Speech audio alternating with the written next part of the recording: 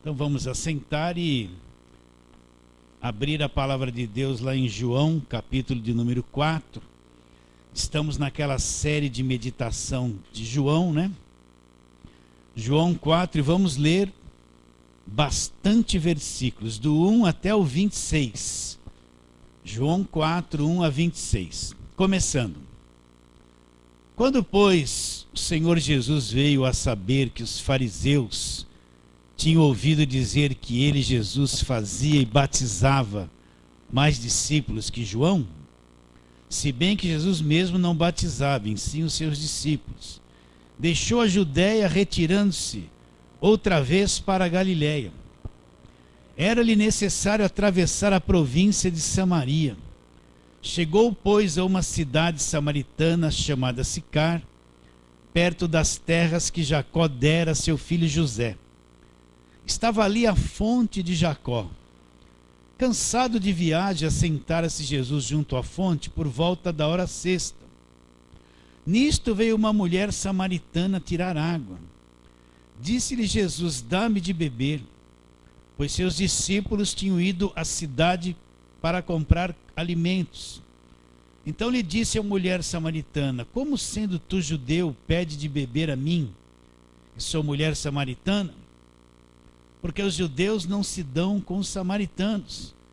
Replicou-lhe Jesus: se conheceras o dom de Deus, e quem é que te pede, dá-me de beber, tu lhe pedirias e ele te daria água viva. Respondeu-lhe ela: Senhor, tu não tens com que tirar e o poço é fundo. Onde, pois, tens a água viva? És tu, porventura, maior do que Jacó, nosso pai, que nos deu o poço, do qual também ele mesmo bebeu, bem assim os seus filhos e seu gado? Afirmou-lhe Jesus: quem beber desta água tornará a ter sede. Aquele, porém, que beber da água que eu lhe der, nunca mais terá sede. Pelo contrário, a água que eu lhe der será nele uma fonte a jorrar para a vida eterna. Disse-lhe a mulher: Senhor, dá-me dessa água para que eu não mais tenha sede, nem precise vir aqui buscá-la. Disse-lhe Jesus: vai, chama o teu marido e vem cá. Ao que lhe respondeu a mulher: não tenho marido. Replicou-lhe Jesus: bem disseste, não tenho marido, porque 5 maridos já tiveste, e esse que agora tens não é teu marido, e isso disseste com verdade. Senhor, disse-lhe a mulher, vejo que tu és profeta. Nossos pais adoraram neste monte, vós entretanto dizeis que em Jerusalém é o lugar onde se deve adorar. Disse-lhe Jesus: mulher, pode crer-me que a hora vem quando nem neste monte nem em Jerusalém adorarei ao Pai. Vós adorareis o que não conheceis. Nós adoramos o que conhecemos, porque a salvação vem dos judeus. Mas vem a hora, e já chegou, em que os verdadeiros adoradores adorarão o Pai em espírito e em verdade, porque são esses que o Pai procura para seus adoradores.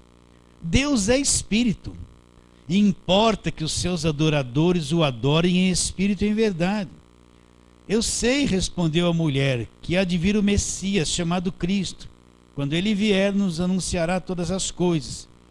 Disse-lhe Jesus: eu o sou, eu que falo contigo. Muito bem, 26 versículos lidos. Mas a tônica é sobre a verdadeira adoração. Então Jesus chega cansado de viagem, senta na fonte de Jacó, pede de beber água a essa mulher samaritana. E essa mulher samaritana é estranha. Por quê? Porque os samaritanos, eles não eram um povo judeu legítimo. Eram judeus que casaram com povos de outras nações e deixou de ser uma raça legítima. Então ficou toda uma mistura. Os samaritanos eram um povo misturado. Era o judeu que perdeu a pureza do sangue, casou-se com mulheres e homens de outras nações e ficou um povo misturado. Então o verdadeiro judeu desprezava o samaritano por eles não terem um sangue puro de judeus, serem misturados, né? Então essa mulher chega e fala para Jesus: como, sendo tu judeus, pede de beber a mim, que sou mulher samaritana? Então você foi dissertando tudo. Jesus falou sobre a água viva, que jorraria para a vida eterna. Mas o ponto que nós queremos abordar é esse ponto aqui, onde a mulher pergunta, no versículo 20. Vamos ler de novo. Nossos pais adoraram neste monte. Vós, entretanto, dizeis que em Jerusalém é o lugar que se deve adorar. Aí disse-lhe Jesus: mulher, pode crer-me, que a hora vem que nem neste monte, nem em Jerusalém adorarei ao Pai. Vós adorareis o que não conheceis. Nós adoramos o que conhecemos, porque a salvação vem dos judeus. Mas vem a hora, e já chegou, em que os verdadeiros adoradores adorarão o Pai como? Em espírito e em verdade, porque são estes que o Pai procura. Repare bem isso. O Pai procura para seus adoradores. Deus é espírito. Importa que os seus adoradores o adorem em espírito e em verdade. Então nós precisamos separar duas coisas. Geralmente as pessoas elas pensam que cantar louvores é adoração. E não tem nada a ver com adoração. O que são louvores? É quando o povo canta, fala a respeito da grandeza de Deus. Geralmente o verdadeiro louvor tem que exaltar a pessoa de Deus. É o homem cantando as grandezas de Deus.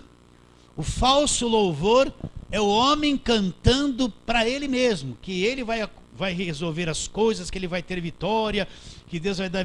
Tem um monte de louvor hoje que é falso, não é louvor. Porque o homem canta para ele mesmo. Uma boa parte das letras de louvor que corre na mídia, se você conhece o Evangelho da Graça e prestar atenção, você vai ver que é o homem cantando para ele mesmo. O homem cantando sobre o que ele quer. O homem cantando sobre ele quer o que Deus faça para ele. O homem cantando que ele quer ter vitória, que ele vai ser mais feliz, que ele vai alcançar. Mas você vê pouco louvor que... O louvor verdadeiro exalta a pessoa de Deus. Canta os atributos de Deus. Traz adoração a Deus. O verdadeiro louvor não é cantar para o homem, sobre o que o homem vai alcançar de Deus, mas é exaltar quem Deus é, a sua santidade, o seu poder, a sua glória. Então cantar para Deus não é adoração. Eu posso criar assim, enquanto canto, as pessoas vêm, umas moças dançam, fazem aquela coisa toda bonita, mas isso não tem nada a ver com adoração. Por quê? Porque eu só estou louvando, cantando.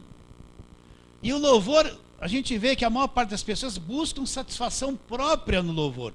Elas querem cantar coisas que trazem alegria, que ela vai chorar um pouquinho, que ela vai ficar emocionada. Ela não está muito preocupada em engrandecer a Deus no que ela canta. Às vezes o que ela canta é para satisfazer as suas próprias emoções. Isso é louvor. Mas louvor não tem nada a ver com adoração.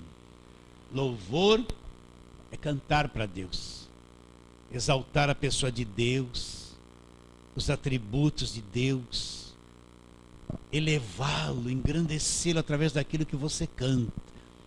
Isso é o verdadeiro louvor. Por isso que você tem que prestar muita atenção nas letras que a mídia põe, como se fosse louvor a Deus. Tem um monte agora de cantores famosos, que a preocupação daquilo que eles cantam não é o verdadeiro louvor, é vender a sua música, vender aquilo que eles são, a juntar um monte de gente, fazer grandes movimentações, vender muito CD, muita coisa, arrumar um bom dinheiro, mas quando você vai ver certas músicas, não tem nada a ver com o verdadeiro louvor.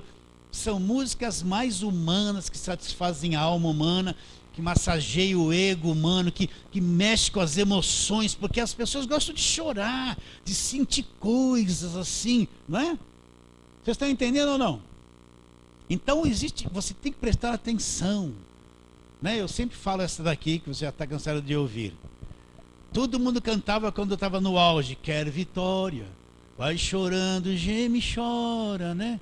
Quer vitória, vai chorar. Onde está escrito que para mim ter alguma vitória eu tenho que gemer e chorar? Não está escrito isso na Bíblia, não tem um versículo que fala isso. Depois que se cantou essa música, veio um monte de outras músicas que cantava geme e chora. Vocês percebem isso ou não? Aí o crente está cantando assim, que a vitória vai chorando. Ele pensa que para ele ter uma vitória ele tem que gemer muito, chorar muito, sofrer muito. Olha o conceito errado que uma música pode trazer na fé e no coração da pessoa. Então ele pensa que para ter uma vitória ele tem que chorar e gemer. Quando a Bíblia diz que eu só preciso acreditar, não tem nada a ver com chorar e gemer. Vocês entendem isso ou não? Né? Teve aquela música lá. Entra na minha casa, entra na minha vida, mexe com minha estrutura, sara todas as feridas. Por exemplo, se a pessoa está perdida e ouvir uma música dessa, é bonita. Mas no meu caso, eu já encontrei Jesus há 40 anos. Ele já entrou na minha casa há 40 anos atrás. Já sarou minhas feridas, já mudou minha estrutura, já me fez nascer de novo. Então um monte de crente salvo há 20 anos cantando, entra Senhor, mas ele já entrou há tanto tempo. Ele já me fez nascer de novo, nasceu, a minha estrutura espiritual foi mudada, eu fui salvo. Vocês estão entendendo ou não? Aí eu estou pedindo para Deus fazer uma coisa, eu estou cantando, e essa é uma música bonita. Eu estou cantando para Deus fazer uma coisa, eu estou há 20 anos na igreja. E estou cantando, muda a minha estrutura. E Deus olha para mim e fala, mas meu filho, você está salvo há 20 anos. Você está cantando para mim fazer uma coisa que eu já fiz há 20 anos atrás, você não entendeu ainda. Vocês estão entendendo ou não? Sim ou não? É bonita essa música, é linda. Né? Mexe com as emoções, as pessoas, ai, muda Senhor, entra Senhor, me cura. Tudo emocional, bonito, não estou desprezando as pessoas.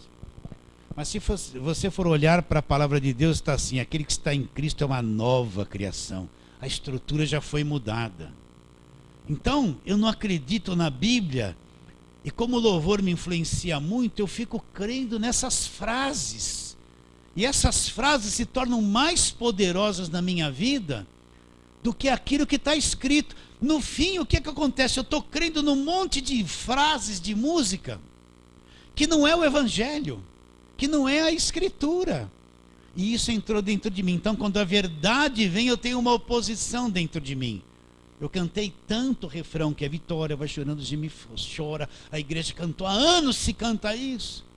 E aí eu estou crendo numa coisa que não é bíblica. Você quer ver uma outra música que cantamos muito? Homem de guerra é Jeová. Primeira coisa, Jeová não é homem. Jeová é homem.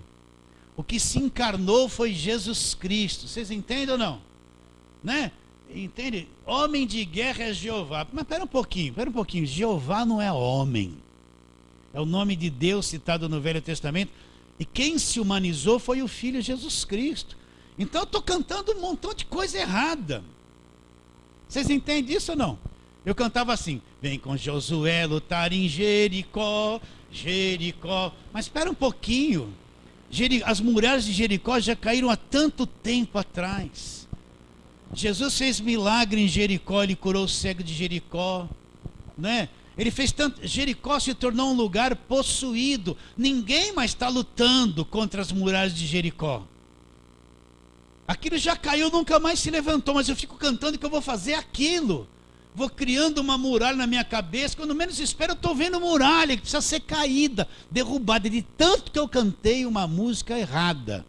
Aí quando a verdade vem, que na cruz todas as muralhas caíram, o que vai acontecer? Eu tenho uma disposição aqui, de tanto que eu cantei um programa, que é contrário à verdade da palavra de Deus. Vocês entendem isso ou não? Tudo isso para falar do louvor. Então o que é louvor? É o homem, a igreja exaltando, cantando músicas que exaltam Deus, exaltam os atributos de Deus. Não é a igreja cantando coisas para se emocionar, para trazer satisfação pessoal. O louvor tem como objetivo cantar a verdade de Deus, exaltar a pessoa de Deus. O centro do louvor não é o homem, não é o que ele vai ter, o que ele vai ganhar, o que ele vai conquistar, mas o centro do louvor é exaltar a pessoa de Deus. Está bem claro isso? Mas então eu posso estar pulando na igreja, levantando mão, faz isso para cá, faz isso para lá, e não está adorando a Deus absolutamente em nada. Absolutamente nada. Por quê? Porque adoração é totalmente diferente do louvor. Adoração não requer gestos físicos. Não existe um lugar fixo para mim adorar a Deus. Então vamos lá na igreja que eu vou adorar a Deus. Errado. Eu posso adorar a Deus deitado na cama, sem estar cantando nada. Eu posso adorar a Deus, acordei de manhã, estou tomando um café, sentado lá na mesa da cozinha, fechar os olhos ali e adorar a Deus, sem cantar nada, sem nenhum barulho, sem nenhuma música. Por quê? Porque a verdadeira adoração, ela procede do Espírito, não é emoção. A verdadeira adoração é o Espírito nascido de novo do homem em contato com Deus. Espírito e Espírito, vocês entendem ou não? Não requer movimentação física, não precisa bater palma, não precisa cantar. Eu posso adorar a Deus dentro de um vagão do metrô, lá na estação São Bento, lá no fundo da terra, naquele buraco lá. Se ali dentro do metrô voltar meu coração para Deus, eu posso adorá-lo. Não existe lugar determinado. Na nossa cabeça está assim, ó. Bom, eu tenho que ir na igreja porque lá eu vou adorar a Deus. Lá é um lugar como se fosse um lugar sagrado e santo. Fora dali eu não consigo adorar a Deus. Não, eu posso adorar a Deus em qualquer lugar. Num avião, num trem, num ônibus, em casa, deitado, ajoelhado, sentado.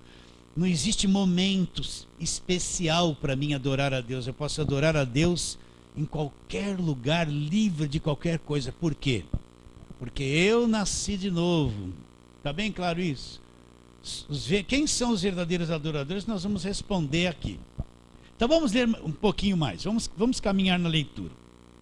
Versículo 21. Disse-lhe a mulher: podes crer-me que a hora vem. Disse-lhe Jesus: mulher, podes crer-me que a hora vem e quando nem neste monte nem em Jerusalém adorareis ao Pai. Para aqui.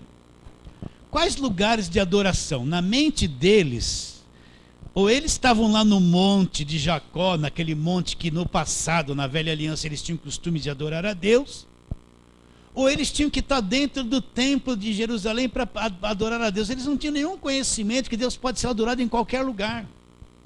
Então é isso que foi incutido na nossa mente. Para mim fazer qualquer coisa para Deus, ou eu tenho que estar dentro do templo, né? Ou no monte. Você vê que até hoje tem um monte de gente que sobe para o monte para orar, que eles falam que lá tem mais poder. Ou eu tenho que estar dentro de um templo, de uma igreja construída dentro de um tal de templo de Salomão, né? Eu tenho que estar lá porque parece que Deus só está lá dentro. Deus só está lá dentro e só lá que vai acontecer alguma coisa de Deus para mim. É posto isso na nossa cabeça. Mas Jesus estava dizendo que viria um tempo que não precisaria mais de monte. E não precisaria mais de templo, mais de nada. Porque os homens adorariam Deus em espírito e em verdade. E a respeito de templo, nós temos que entender o seguinte: a igreja somos nós. A igreja não é essas quatro paredes, não é o prédio construído. Isso é tudo lugar de reunião. A igreja somos nós. A igreja são as pessoas. Isso que é a igreja. Então eu não vou lá na igreja. A gente fala assim: eu vou lá no lugar de reunião, mas a igreja somos nós. Se duas pessoas numa casa se reunirem em nome de Jesus, ali está a igreja. Vocês estão entendendo? Se 3 pessoas se encontrarem ali na rua e quiserem fazer uma oração, ali está a igreja. Tem 3. Ele disse: se tiver 2 ou mais reunidos no meu nome, estou no meio dele. Então, templo, essas coisas não tem nada a ver com igreja. Isso é construção, é prédio. A igreja somos nós, as pessoas. Está bem claro isso para você? Então vamos trabalhar para você ver que todo esse negócio de templo, de prédio, que eles querem exaltar, levar as pessoas a acreditar que a coisa é santa, que aquele lugar é santo, que só lá Deus fala, Deus age, isso é tudo falso. Então vamos trabalhar um pouquinho aqui. Vamos abrir lá em Atos capítulo 17. Atos capítulo 17.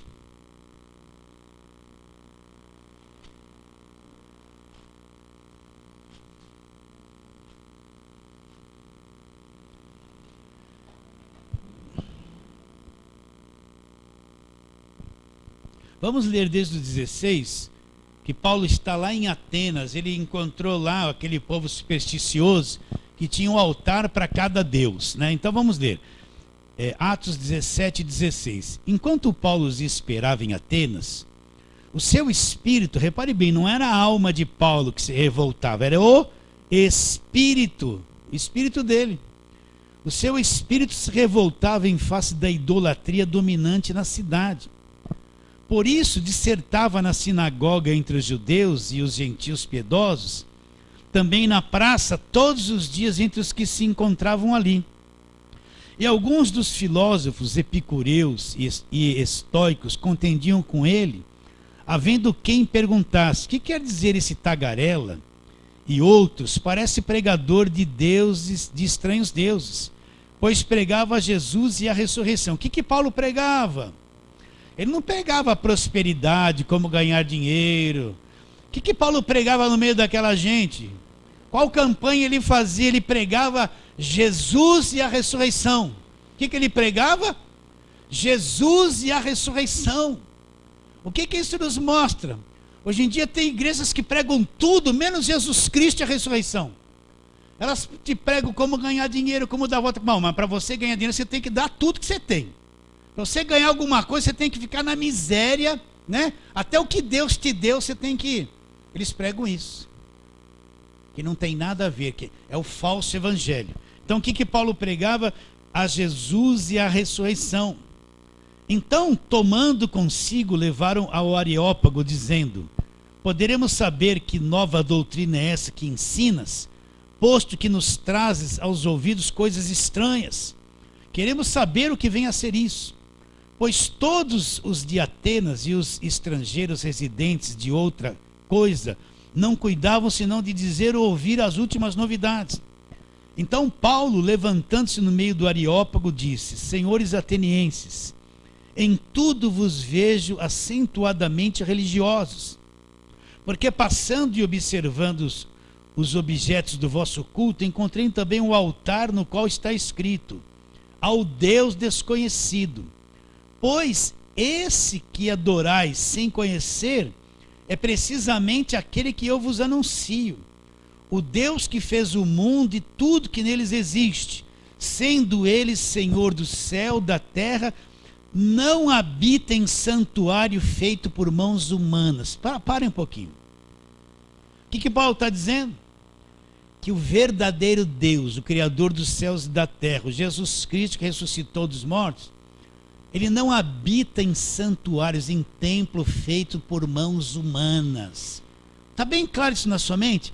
Então toda essa religiosidade que é o templo, é a casa de Deus, é que lá que Deus vai abençoar, é que só lá tem poder, isso é tudo uma coisa falsa. Nenhuma igreja tem monopólio de Deus, tem Deus só para ele. Então esse negócio que uma grande construção é casa de Deus, biblicamente é totalmente falso, meus irmãos. Vocês entendem isso ou não? Então, Deus não habita em nenhuma construção feita por mãos humanas. Agora, você vê alguém na televisão lendo esse versículo, falando isso, são coisas encobertas. Mas está aqui, ó. O mesmo poder que tem Jesus que curou o doente, vem que você vai ser curado, Jesus curou. É o mesmo poder, é isso que eu estou te lendo. Deus não habita em templos feitos por mãos humanas. Está bem claro? Então, aquela concepção da mulher samaritana, eu vou adorar no monte, ou eu vou lá em Jerusalém, no templo de Salomão, que até aquele templo estava construído lá, não tinha sido derrubado. Eles só pensavam que adorar, eu precisava ir num lugar, um lugar santo, um lugar especial. E é isso que a igreja organizada prega. Ela quer prender as pessoas para si. Então elas criam uma situação que só naquele lugar de reunião é um lugar santo. Só que Deus está lá, só que lá é o poder. Então, quem não conhece a Bíblia, ele fica dominado e vencido por essa mentalidade. Então ele acha que só naquele lugar que Deus está. Então ele vai adorar um templo, ele vai achar que aquilo é o máximo. E só lá que Deus está presente, como se Deus tivesse uma caminha, um compartimento, dormisse lá, então eu vou lá na casa de Deus. Totalmente errado. A igreja somos nós. Aquilo é construção e nada mais, não tem nada mais de santo, de poderoso, nada mais de abençoador, que aquele lugar é a glória de Deus. Tudo isso é falso, tudo isso é falso. Deus habita em templos por mãos humanas, feitos por mãos humanas? Absolutamente não. Hoje em dia nós temos muitos templos grandes construídos, mas aquilo é coisa da religião. Deus não habita em templos feitos por mãos humanas. Está bem claro isso? Então eu preciso aprender essas coisas, senão eu fico escravizado por uma mentalidade como se um templo fosse o máximo. E se eu sair dali, eu estou desgraçado, né? Estou sem a graça de Deus, estou perdido. Para mim falar com Deus, eu tenho que falar com Deus lá. Se eu estou na rua precisando falar com Deus, eu não posso, porque eu não estou no lugar santo, só lá é o lugar santo. Então Deus não habita em templo feito por mãos humanas. Está bem claro isso? Deus não está preocupado com as construções. Sabe quem está preocupado com isso? São as lideranças. É o líder, é a cabeça dele. Eles estão preocupados com essas coisas, em grandes construções, e ter o grande nome deles, em serem chamados de grandes, de poderosos. Os únicos que sabem da verdade é o homem que está preocupado. Deus não está preocupado com isso. Sabe com que Deus está preocupado? Que cada um que crê em Jesus Cristo seja construído por dentro, amadureça, seja aperfeiçoado, entenda a verdade, ande em liberdade, seja feliz, não seja explorado, não seja enganado, não seja massa de manipulação de ninguém. Essa é a preocupação que Deus tem. Por isso cada líder tem a responsabilidade de pregar a verdade. O líder não é dono das pessoas, ele não é dono da igreja, ele não manda em ninguém. A responsabilidade dele é construir a verdadeira fé no coração das pessoas, mostrar a verdade, não explorar as pessoas, não tomar tudo que elas têm em nome de Deus. Esse é o falso. O verdadeiro, ainda que as pessoas vão embora, vai em paz, mas vai com o conhecimento da verdade. Vocês entendem isso? Essa tem que ser a mentalidade de todo líder levantado por Deus. Porque o falso líder mantém o povo cativo para eles, explorando e comendo do leite e da lã das ovelhas. É isso, esse é o falso. Está claramente isso na palavra de Deus. Você quer ver quem é o verdadeiro templo de Deus? Então vamos lá, primeira carta de Paulo aos Coríntios. Primeira carta de Paulo aos Coríntios,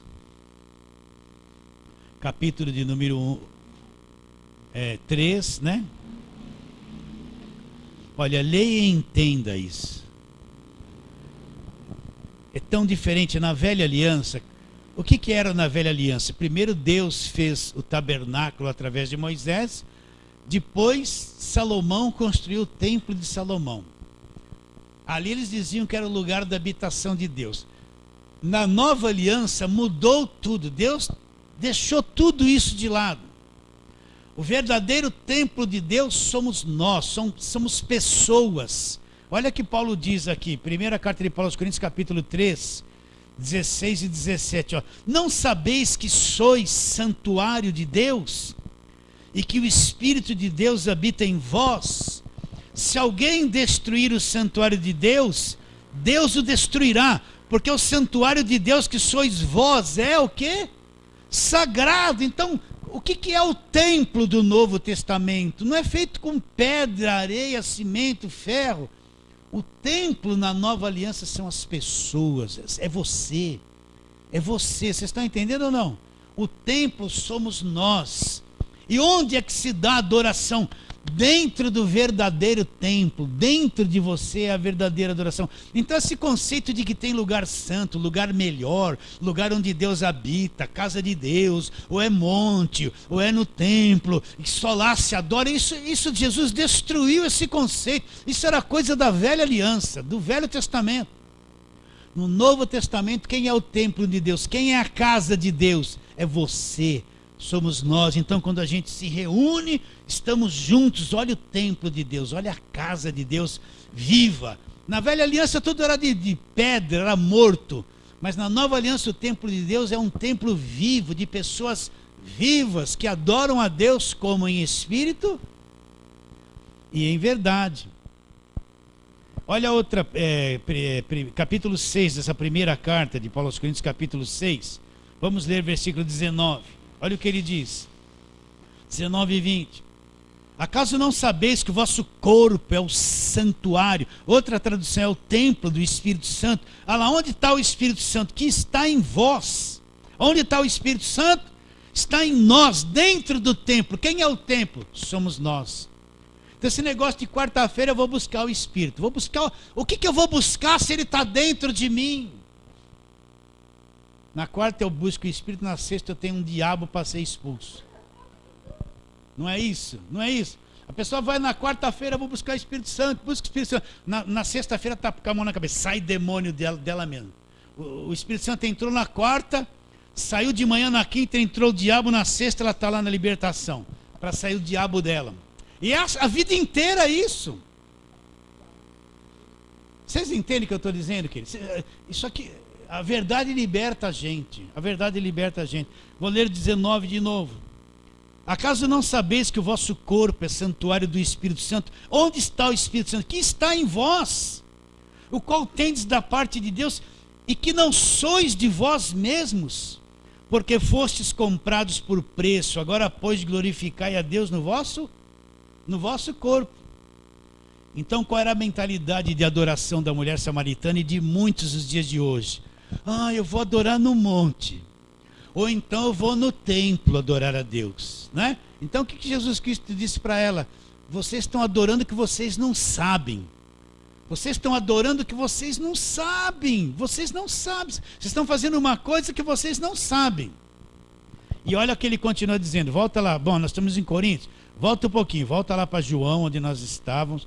No capítulo 4. Continuando a leitura daquilo que Jesus Cristo disse. Então, versículo 20, onde que a mulher diz, o conceito de adoração, nossos pais adoraram neste monte, vós entretanto dizeis que é em Jerusalém. Por que em Jerusalém? Porque lá estava construído o templo, é o lugar onde se deve adorar. Olha o que Jesus disse para a mulher, disse-lhe Jesus, mulher, podes crer-me que a hora vem, quando nem no monte, nem no templo de Salomão, que estava em Jerusalém, adorareis ao Pai. Vós adorareis o que não conheceis, nós adoramos o que conhecemos, porque a salvação vem dos judeus. Mas vem a hora e já chegou em que os verdadeiros adoradores vão adorar ao Pai. Como? Como que os verdadeiros adoradores vão adorar ao Pai? Em espírito e em verdade. Duas coisas, presta atenção. Espírito e na verdade. Em espírito e na verdade. Agora, como é que a pessoa vai adorar em espírito se ela está morta por dentro, se ela não nasceu de novo? Por que o Pai procura os verdadeiros adoradores? Dá a entender que Deus está ansioso, com desejo de ser adorado de verdade. Que aquele monte de coisa externa que era feito não satisfazia o coração de Deus. Né? Então, quem são os verdadeiros adoradores? O que é adorar em espírito e em verdade? Né? Eu já disse para você, adorar não é levantar as mãos, adorar não é dançar, adorar não é cantar, adorar não é bater palma, adorar não é pôr uma banda que toca, que não, tudo isso aí é louvor, e tem que tomar até cuidado com aquilo que eles estão cantando, você tem que prestar bastante atenção.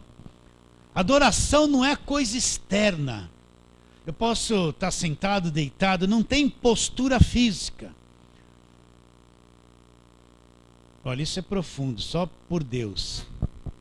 Adoração é quando o teu espírito humano nascido de novo. O verdadeiro adorador é o que nasceu de novo. Quem não nasceu de novo, teu espírito humano entra em contato com o Espírito de Deus. Vocês estão entendendo? É ali onde você não tem mais palavras, é ali onde você se desmancha de prazer, de regozijo, de amor, de satisfação na presença de Deus. É ali onde você não tem mais o que falar. Você entende, mas não tem palavras para externar o que é verdadeira adoração. Entende? Isso é a coisa, é o que o Pai procura. Deus está cansado de muito culto que não tem adoração nenhuma, que se fala, mas mais fala de dinheiro do que qualquer outra coisa. Deus está por aqui de tudo isso. Deus está cansado desse monte de gente, me dá, eu vou tomar posse, eu vou conquistar, eu vou te pôr na parede. Deus está cansado dessa gente. Desses ensinos que não levam a nada. Deus está cansado de um monte. Imagine você. Se chega uma pessoa todo dia para você, olha, me dá aquilo, hein? me dá, eu vou tomar posse, sabe? Que tipo de relacionamento que você vai ter com essa pessoa? Zero. Imagina a esposa, né? Não posso falar isso. Vai cansar tudo, não vai cansar tudo. Então tem culto que é só isso, me dá, eu tomo posse, eu vou brigar, eu vou guerrear, e vai, me dá, Deus, se o Senhor é Deus, né? Põe o desafiar Deus. Onde está escrito que uma criatura, um homenzinho vai desafiar Deus? Vocês entendem isso? Então Deus está cansado, o Espírito Santo já saiu desses lugares há muito tempo. Há muito tempo. Há muito tempo. Então quem são os verdadeiros adoradores? Vamos lá. João, né, foi as pregações anteriores a essa. Vamos lá, João 3. Vamos ler lá sobre o novo nascimento. É preciso ler sobre o novo nascimento. Havia entre os fariseus um homem chamado Nicodemos, um dos principais dos judeus. Versículo 2. Este de noite foi ter com Jesus e lhe disse: Rabi, sabemos que és mestre vindo da parte de Deus, porque ninguém pode fazer esses sinais que tu fazes se Deus não estiver com ele. A isto respondeu Jesus: em verdade te digo, se alguém não nascer de novo, não pode ver o reino de Deus. Perguntou-lhe Nicodemos: como pode um homem nascer sendo velho? Pode porventura voltar ao ventre materno e nascer segunda vez? Respondeu Jesus: em verdade te digo, quem não nascer da água, que é a palavra do Espírito, não pode entrar no reino de Deus. Agora aqui está a resposta. O que é nascido da carne é carne, mas quem nasceu do Espírito é Espírito. Então Nicodemos, um dos principais dos judeus, um homem com muito conhecimento, conhecia todo o Velho Testamento, era mestre, ensinava, era líder de sinagoga, ensinava as crianças, ensinava as mulheres, ensinava os homens, ele pregava. Ele foi ter com Jesus, Jesus falou assim: Nicodemos, se não acontecer isso que eu vou dizer para você, se você não nascer de novo, você não pode ver o reino de Deus. Você conhece toda a velha aliança, mas não sabe o que é o reino de Deus. Então eu posso ser um bom líder, eu posso ser um mestre de muitas coisas, eu posso ser um pastor, bispo, missionário, apóstolo, estar na frente de uma igreja e não ter nascido de novo, não ver o reino de Deus. Eu vejo uma igreja organizada que virou empresa, que precisa dar lucro, Vocês estão entendendo ou não? Não nasci de novo. O que é nascer de novo? Quando o homem pecou lá em Gênesis 3, você pode me dar essa aula já. O homem tem a tricotomia do homem. O homem tem 3 partes: espírito, alma e corpo. Quando o homem pecou em Gênesis 3, ele morreu no espírito. A parte do homem sobrenatural que entra em contato com o mundo invisível de Deus morreu. O espírito do homem morreu. Grande vazio e escuridão nasceu dentro do homem. A alma do homem, que é mente, vontade e emoções, foi destruída. O homem passou a ser possuidor do mundo emocional doente. Olha como a pessoa sofre nas suas emoções. Olha como as emoções são complicadas. Olha como você às vezes nem se entende você mesmo. Olha como você sente tanta coisa estranha. A alma foi destruída e o corpo passou a ser o corpo do pecado. O corpo tem 5 sentidos: visão, audição, olfato, paladar e tato. Eu conheço o mundo físico com o corpo, mas o corpo eu não conheço o mundo invisível de Deus. Então o homem morreu. Ele perdeu. É que nem o teu celular que recebe esse sinal invisível. Se ele estragar, pode apertar tudo aí, já era. O sinal está vivo, mas o teu aparelho está morto. Não tem capacidade mais de captar uma onda invisível. Então quando o homem morreu, ele morreu por dentro. Morreu a imagem e semelhança de Deus lá no espírito. Apagou tudo dentro dele. Ele se tornou um ser externo, voltado para a matéria, voltado para os desejos do corpo. Ele vive para comer, satisfazer o que o corpo quer, e assim ele corre atrás do que é visível. Ele não tem mais, ele perdeu o contato com o mundo invisível. Morreu por dentro. Agora que Jesus Cristo vem, aquele que acredita em Jesus Cristo, quem acredita em Jesus Cristo recebe como único e suficiente Salvador.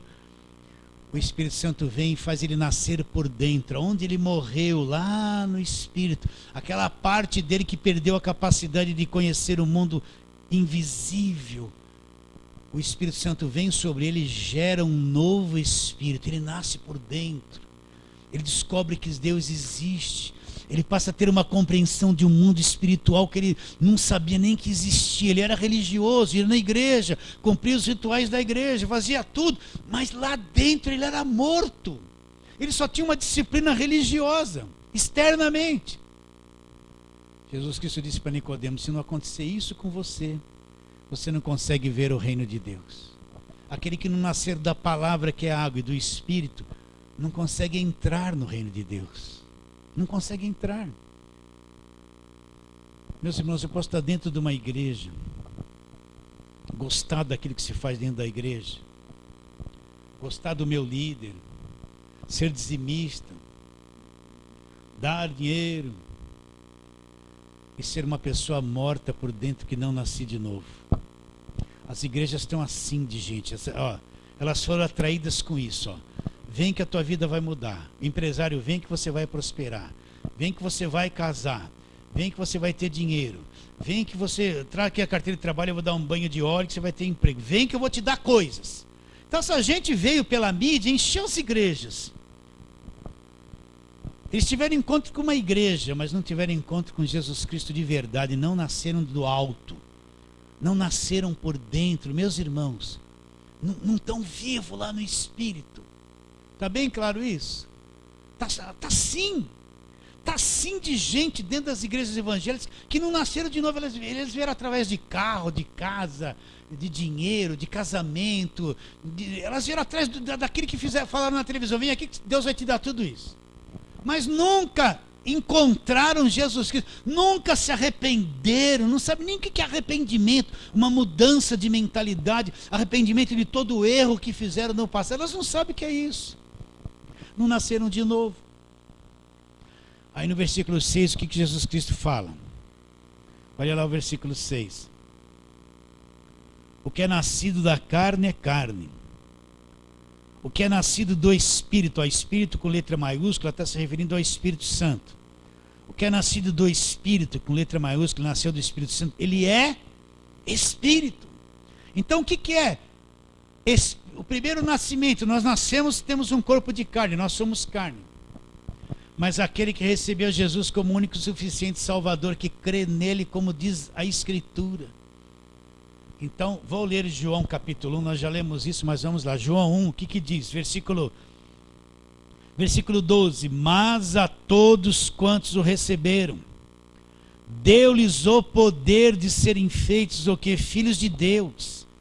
A saber, os que creem no seu nome, os quais não nasceram do sangue, nem da vontade da carne, nem da vontade do homem, mas nasceram de onde? De Deus. E o Verbo se fez carne e habitou entre nós, cheio de graça e de verdade, e vimos a sua glória, glória como do unigênito do Pai. Todos quantos receberam deles o poder de serem feitos o quê? Filhos de Deus, aqueles que acreditam no seu nome. Estes não nasceram do sangue, que é o nosso nascimento natural, nem da vontade da carne, nem da vontade do homem. Eles nasceram de onde? De Deus. Então, quando eu criei em Jesus Cristo, fui salvo. O Espírito Santo veio em mim, e onde eu era morto, lá dentro, onde a morte estava dentro de mim, o Espírito Santo gerou uma nova vida, gerou um novo espírito. Nasci de novo por dentro. A coisa mais linda, esse é o maior milagre. Então, quando acontece isso dentro de mim, que eu nasci de novo, eu descubro um outro mundo. Eu descubro que Deus existe. Eu começo a me comunicar com Deus em espírito. Não é uma emoção, não é o corpo tremendo, não é que eu estou batendo palma, não é porque eu deixei toda a igreja escura e uma luzinha lá na frente, eu fico meio hipnotizado com aquilo, aquele cenário todo. Eu não preciso de nada externo para adorar a Deus. Vocês entendem ou não? Não preciso de nada externo para adorar a Deus. Agora eu sou o Espírito. Quem é nascido da carne é carne, mas quem nasceu do Espírito Santo é... Então, dentro desse teu corpo aí, tem um novo ser espírito. Esse é o verdadeiro adorador. Quem não nasceu de novo não é o verdadeiro adorador. Quer ver? Vamos te explicar isso em textos que você já conhece. Segunda carta de Paulo aos Coríntios, Vamos ver ali, segunda carta de Paulo aos Coríntios, capítulo de número 3, versículo 16. Versículo 16, olha, entendo o que Paulo está dizendo. Segunda carta de Paulo aos Coríntios, capítulo 4, desculpe, é capítulo 4 da segunda carta de Paulo aos Coríntios, versículo 16. Por isso não desanimamos, preste atenção e entenda. Pelo contrário, mesmo que o nosso homem exterior, ele apresenta dois homens. Mesmo que o nosso homem exterior se corrompa, contudo o nosso homem interior, olha lá, dois homens, homens exterior e o homem interior se renova de dia em dia. Ele está dizendo, o que é o nosso homem exterior? Esse homem carnal que nós nascemos, viemos do ventre da nossa mãe. Ainda que esse homem carnal está envelhecendo, ele está se corrompendo, ele está enfraquecendo, ele está ficando velho, a ruga está aparecendo, o cabelo está ficando branco, ele está se corrompendo e caminhando para a morte. Olha o homem interior, olha o homem, tem um novo homem aqui dentro. É o homem espírito. Quem é nascido da carne é carne, quem nasceu do Espírito Santo é espírito. Deus é espírito, agora lá dentro de mim o homem interior é espírito. Por isso que quem não nasceu de novo não vê o reino. Ele vai ver a igreja organizada, mas não sabe o que é o reino de Deus. Então o homem interior é o espírito. Nasci de novo, eu sou por dentro, eu tenho um ser interior agora. Esse ser interior agora, ele tem capacidade de se comunicar com o mundo invisível. Ele tem capacidade de entender Deus. A palavra vai ser revelada para ele. Ele vai entender o que nunca entendeu na Bíblia. Ele vai adorar a Deus em espírito. Agora ele tem um espírito para adorar a Deus. Quem não nasceu de novo está morto. A adoração dele é mexer braço, é falar, gritar. Ele pode até se emocionar com a música, mas ele não tem lá dentro a principal coisa. Qual é? Um novo espírito nascido de novo. Então ele vai cair nesse negócio. Vou adorar ali, vou correr para cá, porque ele vai ficar correndo atrás de um monte de coisa. Vai para o templo, vai para o monte, vem para cá, sobe ali, desce aqui. Ele vai ficar nessa atividade morta. Mas quem nasceu de novo, aqui dentro tem uma voz, né? O próprio Espírito testifica lá dentro com o nosso espírito, não é com a nossa carne, com a nossa alma, é com o nosso espírito que nós somos filhos de Deus. Então agora esse que nasceu de novo, ele tem a capacidade de adorar a Deus, espírito humano e espírito de Deus. É isso que Deus quer. Sabe o que Deus quer? Deus às vezes está cansado de tanta música. Deus está cansado de tanta ritual no louvor, de tanta dança. Sabia disso? Deus está por aqui disso. O que Deus quer é que alguém, ele consiga extrair lá de dentro do Espírito a verdadeira adoração. A natureza de Deus, ela requer ser adorada pelos seus filhos. Você não tem fome? Tem que comer. É uma coisa natural, não é? Então Deus é santo, Deus é espírito. Então na essência de Deus, que é espírito, ele tem uma necessidade de ser adorado pelos filhos. Você entende? Ele quer essa comunicação profunda.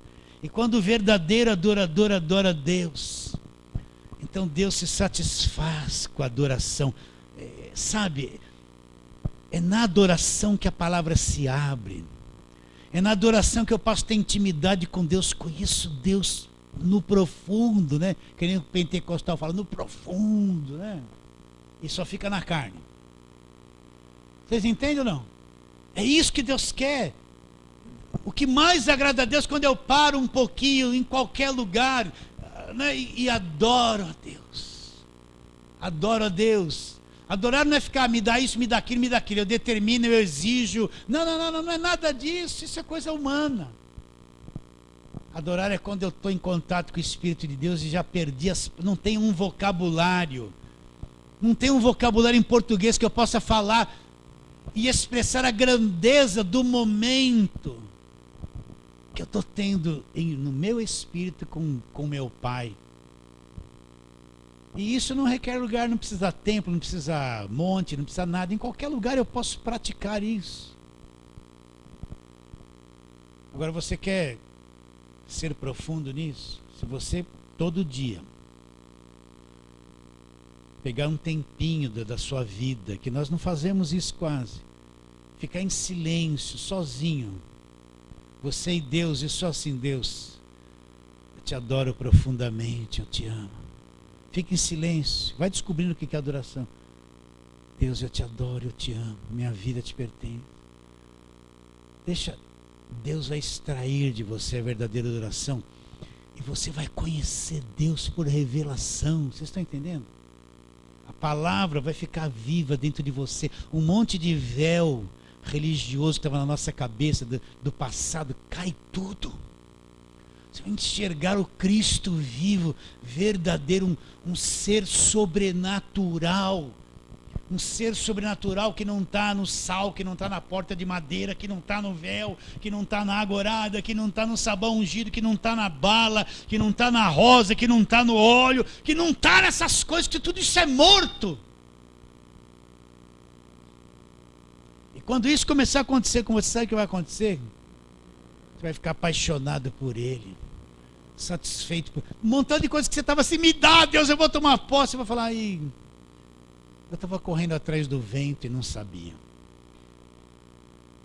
Você vai ter uma plena satisfação de viver, de ter alegria. Você vê a pessoa falar: é crente, é triste, não tem alegria, né? Está sempre faltando alguma coisa, está sempre faltando alguma coisa, uma insatisfação. Ou não nasceu de novo, ou não conhece uma verdadeira adoração em espírito. Está bem claro isso na sua mente? Então, volta lá para João. Volta lá para João, para nós lermos de novo com calma. Olha, Jesus pregou esse sermão para uma única pessoa, presta atenção. Nos olhos da igreja era uma pecadora. Alguém já ia dizer assim: já perdeu a salvação, já vai para o inferno. Olha a vida dela, gente. Ela tinha tido 5 maridos. E o que ele estava agora não era marido, era amante. O que o líder da igreja ia fazer? Está condenada, está endemoniada, tem um capeta da prostituição, tem diabo, né? Não ia nem pedir água para ela. Não vou me contaminar com essa mulher contaminada. O líder não faria isso? Faria, né? Não faria? Agora, quem estava lá? O Deus em forma de homem. Não fez. E para quem outra pessoa Jesus pregou um sermão tão profundo sobre adoração? Para mais ninguém. Não falou assim: ô mulher, você é uma pecadora, você não deu o dízimo, vai perder a salvação. Você fez o sacrifício? Vai para o inferno. O diabo vai te catar na tua casa, vai acabar com a tua vida. Você teve 5 maridos, está com uma amante agora. Banco, castigo, né? Um mês de banco, né? Olhando para o chão assim. Jesus fez isso. E pregou o maior sermão de adoração para uma mulher. E fez uma outra coisa. A única pessoa no Novo Testamento que Jesus disse: eu sou o Messias, foi para ela. Foi para ela, gente. Vamos ler sobre adoração, vamos lá. João 4, né? Deixa eu chegar lá. João 4. Então, desde o versículo 19: Senhor, disse-lhe a mulher, vejo que tu és profeta. Nossos pais adoraram neste monte, vós entretanto dizeis que em Jerusalém é o lugar onde se deve adorar. Disse-lhe Jesus: mulher, podes crer-me que a hora vem, isso tudo vai passar, quando nem no monte nem em Jerusalém adorareis ao Pai. Vós adorareis o que não conheceis. Nós adoramos o que conhecemos, porque a salvação vem dos judeus. Agora olha o que Jesus falou para essa mulher. Eu acho que ela não entendeu nada. Ela veio entender isso anos depois. Mas vem a hora e já chegou. Por que vem a hora e já chegou? Porque Jesus já estava presente. Jesus já ia morrer na cruz, fazer o sacrifício perfeito. Vê se no Velho Testamento alguém nascia de novo. No Velho Testamento não tem novo nascimento. O novo nascimento só vai acontecer depois da cruz, depois do preço pago, o sacrifício perfeito, o sangue derramado. Novo nascimento é coisa da graça de Deus. Por isso que quem só vive na lei no Velho Testamento está cego para essas coisas. Mas a hora vem. Por que a hora vem? Jesus já estava presente, em que os verdadeiros adoradores adorarão ao Pai em espírito espírito, nascidos de novo. Em espírito e em verdade. São estes que o Pai procura para os seus adoradores. Deus é espírito. Importa que os seus adoradores o adorem em espírito e em verdade. Deus é espírito. Deus procura os verdadeiros adoradores. Deus procura. Quem são os verdadeiros adoradores? O que é nascido da carne é carne. Quem nasceu do Espírito Santo é espírito. Deus é espírito. Então Deus não tem nada de material. Quando alguém fala que apresenta uma caneta aqui, essa caneta ungida, R$1.000 de oferta você leva. Essa caneta é ungida, como se Deus viesse aqui e passasse uma coisa para essa caneta. Você vai, tudo que você assinar agora vai dar certo. Falha, mentira, engano, isso não é evangelho. Deus é espírito, não habita em coisa inanimada, não transfere o poder para coisa inanimada. Agora a religião engana a pessoa pregando isso, e milhares creem nisso, porque não aprende essas coisas. Então Deus é espírito. Então quem são os verdadeiros adoradores? Os nascidos de novo, aqueles que têm um homem interior espírito. Esses não precisam de música para adorar, não precisa de louvor, não precisa de monte, não precisa de templo. Esses adoram a Deus em qualquer lugar. Outro dia eu estava na fila do Bergamini lá, e a caixa enrolou e já me dá tique nervoso, né? Sabe, você quer passar com pressa, aí vem a vovozinha assim, ela abre uma bolsinha e não acha o dinheiro. A bolsinha assim, mas parece que ela tira um piano lá de dentro. E procura, e na hora de passar enrosca o caixa. Você vai ficar, né? Quer saber uma coisa? Eu vou adorar a Deus. Você olha ali aquela situação e fala, Deus, assim em silêncio, falando por dentro. O meu homem exterior quer falar até um palavrão aqui, de raiva, né? Pastor, eu só tenho raiva. Não, não tenho muito. Mas de vez em quando dá um pouquinho. Ainda bem que sou só eu, você não, né? Você conhece a nossa natureza humana? Conhece, então você está tranquilo. Então ali parei assim, em vez de ficar na alma irritado, em silêncio, adorei a Deus. Adorei a Deus, né? Vocês entendem ou não? Ninguém sabia do segredo que eu estava praticando ali, né? Ali não tinha templo, não tinha música. Não tem tira a sandália dos teus pés, porque o lugar que estás é santo. Não tinha isso. E eu estava adorando a Deus no mercado. Vocês entendem isso? Pratica nos trânsitos, está no trânsito, engarrafou tudo. Ah, meu Deus, não vou buzinar. Vou te adorar no meio da maior irritação, Deus. Esses são os verdadeiros adoradores. Então, templo, monte, tudo que é material acabou na nova aliança. A gente precisa de um lugar para se reunir. De um lugar que tenha telhado, parede, de acordo com a quantidade de pessoas, tenham as pessoas. Nós precisamos disso. Mas isso não é igreja. A igreja somos nós. Se você entender isso, vai abrir o teu entendimento. E quando você vê muitas coisas que se praticam na igreja, você vai falar assim, meu Deus, tem tanta coisa que parece que é, mas não é. E eu estava acreditando que é, mas não conhecia na palavra de Deus. Deus é espírito, olha isso. Deus não habita, nós lemos lá, Deus não habita em templos feitos por mãos humanas. Deus é espírito, e importa que os seus adoradores o adorem em espírito e em verdade. São esses que o Pai procura. Então você quer ver uma coisa muito grande que você pode fazer? Você quer ver uma coisa gigantesca que você pode fazer? É maior do que dar oferta, é maior do que dar sacrifício, é maior do que estar todo dia na igreja, é maior do que tudo que você pode fazer. Sabe o que é? Adorar a Deus em espírito e em verdade. Essa é a coisa mais gloriosa que você pode fazer e praticar continuamente em qualquer lugar que você está. Tá bom, queridos? Aceite essa palavra de hoje? Então fala assim, amém.